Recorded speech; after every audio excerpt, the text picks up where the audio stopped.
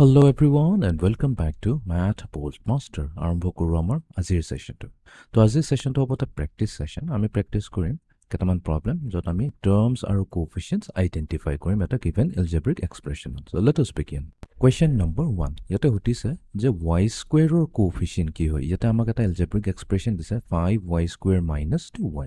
আৰু আমাক সুধিছে y square or coefficient কি হয়? যেহেতু ইয়াতে স্পেসিফিক্যালি কৈ দিছে y square or coefficient তো আমি কি কৰিম? এই টাৰ্মটো চাম। ইয়াতে আমাৰ দুটা টাৰ্ম আছে। এটা আছে 5y square আৰু এটা হৈছে 2y.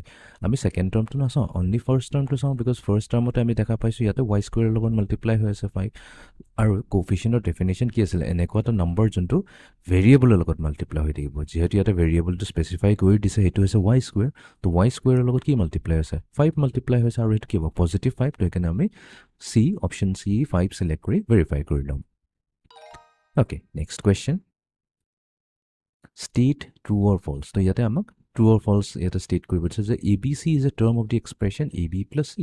Amak yate eta expression eta dise AB plus C aru amak koise je AB hoise yare eta term. Yes, ami ki kollo term or meaning e hoise ki hoise jot amar addition hoi thakibo subtraction hoi jabo. Term generally ki thake numbers thakibo, variables thakibo, numbers and variables multiply hoi thakibo. To yate AB hoise eta term. To yes, definitely etu eta true statement hoy. Okay, next question. So yate amak true and false state koribo dise koise je x square a expression to term hobo ne nai? Yes, definitely hobo. To expression jodi saunta eta duta term ase, eta term ase x square and to term ase 10. Amar hota expression what ki thake terms bur add ba subtract hoi thake.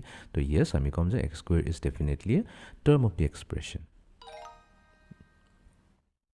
Okay, next question. What is the coefficient of y square in minus 5y square? Yamak yate hutise je y square coefficient ki hobo? Clearly dekhai paise y square logot ki multiply hoise minus 5.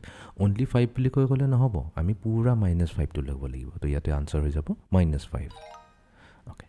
So it was our azir session to on terms and coefficient. So yate ami eta bostu clarify korlu je terms ki hoy aru coefficient ki hoy. Okay. So see you in the next session. Thank you.